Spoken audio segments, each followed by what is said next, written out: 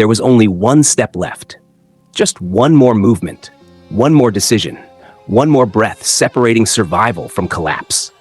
Yet in that moment, it felt infinitely distant, like the final stair of a tower that grew taller the closer one climbed. The broken doors of the audience chamber creaked open, and the answer to that distance walked through them with quiet inevitability. Feldway entered without hurry, the ruin around him barely worth a glance, and his voice cut through the chamber with the cold certainty of judgment already past. You know, I was wondering what was going on here. Look at you, plotting to betray us. You stupid fools, completely misunderstanding my cause. The rage in his voice did not feel loud. It felt controlled, sharpened, like a blade held deliberately close to the throat. Kagali understood the truth immediately. The moment she heard him, the plan she had carried so carefully collapsed in silence. The escape circle behind her still shimmered faintly, the final path she intended to give Laplace and the others, but her body no longer obeyed her will. Even forming the order in her mind felt distant. Leon spoke instead, but the voice was wrong. It came out with an unnatural calm, like a man reading from a script he did not write. Don't bother, we've completely taken you over with ultimate dominion. Sir Michael is quite angry with you. The words moved through the room like a quiet execution. Ultimate dominion, a power that did not destroy the mind, it replaced it. Leon's eyes moved toward Feldway, and for a brief instant, something human flickered inside them. Then it was gone. The will rising from within him no longer belonged to the man who once fought beside them. Damn it! I can't resist this. A new loyalty surged upward through the depths of his consciousness, drowning the memories that once defined him. He still remembered Chloe. He still remembered the friends he had fought beside, but those memories had been stripped of meaning. What remained was devotion to a man he had never met. Chloe, you are mine. Even that thought twisted, no longer love but possession, warped by the ecstasy of obedience. Kagali watched it happen and understood that Leon had already fallen. Her own resistance lasted only seconds longer. Every single time, I always blow the landing. The regret barely formed before it dissolved. The sorrow of failure vanished as her will collapsed beneath the same invisible authority. Then a voice broke through the fog. Hey, President, you're gonna give up now? Come on. I believe in ya. The words reached Kagali like a child shouting through thick glass.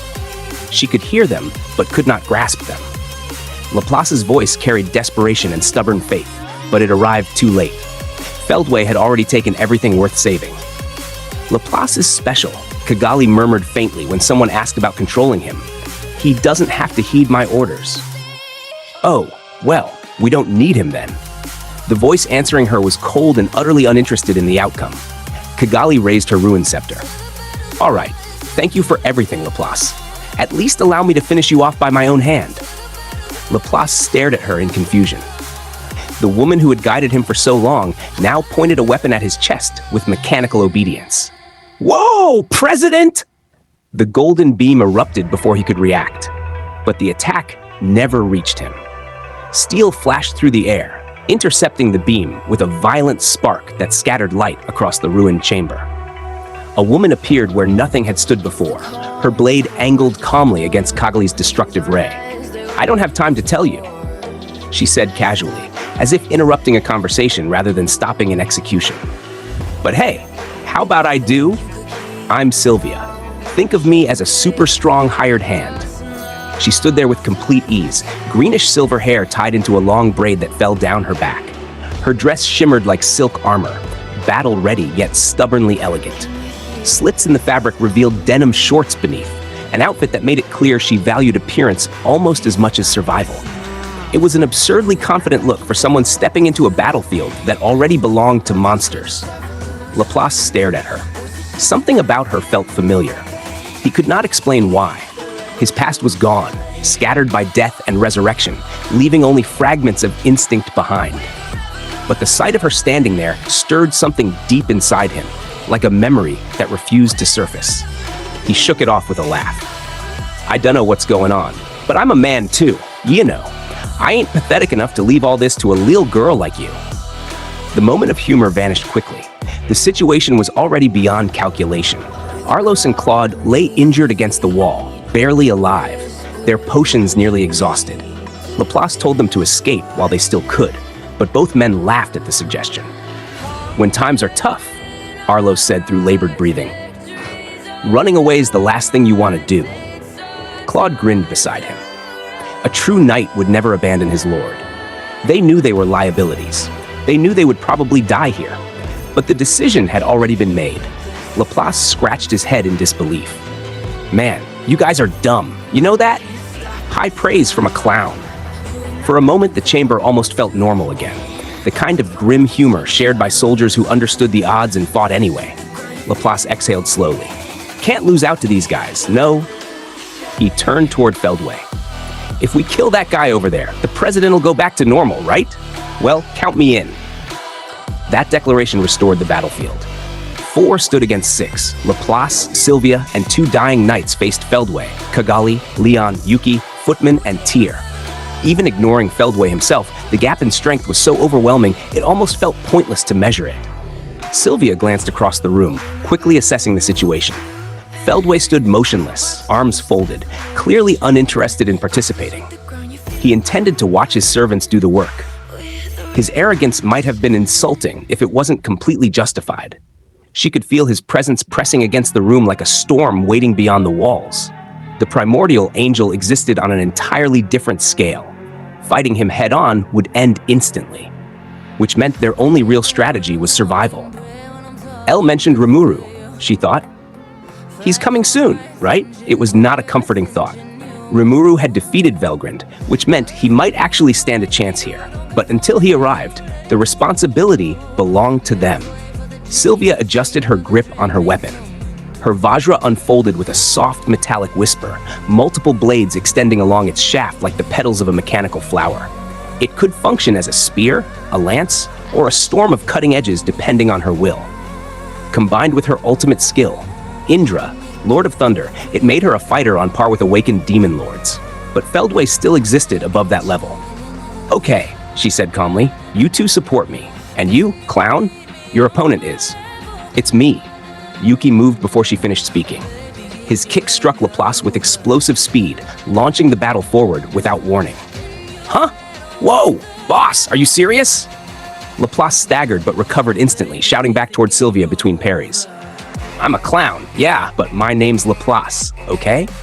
Kagali joined Yuuki moments later, forcing Laplace into a brutal 2-on-1 struggle. Even he could not laugh this situation away. Meanwhile, Leon stepped toward Sylvia. He did not attack immediately. Instead, he lowered his blade slightly, offering a polite nod. Heh! Looks like I'll be facing you, Master Sylvia. But personally, I don't want to point a sword at you. Would you be willing to defect to our side? The offer sounded genuine.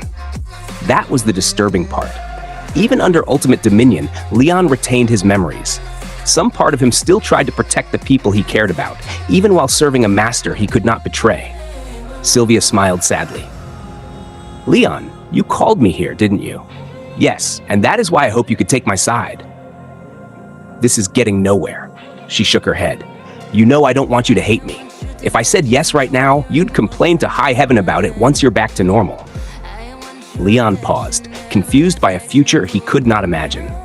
Sylvia studied him quietly before asking one simple question. You have a girl you like, don't you? What would that girl think if she saw you right now? For a fraction of a second, Leon's heart hesitated. Then the control tightened. I will fulfill my wishes after Sir Feldway fulfills his. Until then, I am sure she will wait for me. Sylvia sighed. You really think so? It was not meant as an insult, just an honest doubt. Leon twitched faintly. No one noticed. And then the two of them moved. Steel collided with thunder. Across the chamber, Laplace fought like a man refusing to accept reality. His unique skills warped perception and glimpsed the future, allowing him to evade attacks that should have killed him a dozen times already. But Yuuki remained untouchable. Every knife missed. Every strike failed. Even with future sight, the outcome refused to change. Still, Laplace refused to stop. You said you were going to conquer the world, he shouted between attacks. Yuuki laughed. That's beyond comical, Laplace. Just because you're a clown doesn't mean you gotta earn a laugh at all costs. The fight tightened into close combat. Fists collided, bodies crashed together, and in that brief contact, something strange happened. A faint vibration passed through Yuuki's strike. Laplace froze internally. That pattern, he knew it. It was a code. Another strike landed, carrying the next signal. Hurry up and notice, idiot. Laplace blinked behind his mask. Really? The realization spread through him like a spark in dry grass. Yuuki was not attacking to kill him. He was sending a message. And the next throw confirmed it. Boss, you've come to your senses? Laplace rolled across the floor, pretending to be stunned while he deciphered the signals. Piece by piece, the truth assembled itself. Pretend to fight. Restrain the president. I'll handle the rest. Laplace grinned beneath the mask. Without warning, he lunged forward again, clashing with Yuuki in a burst of chaotic motion. Then he changed targets. Instead of attacking, he grabbed Kagali from behind and locked her arms in place. Okay, skill steal! The effect was immediate. Kagali collapsed to her knees as the power controlling her vanished. My skill? Melchizedek? It's gone? Shock flooded her face. Then understanding followed. Tyr, footman, get back here! The battle had changed, and somewhere in the chaos of that chamber, the first crack had finally appeared in Feldway's perfect control.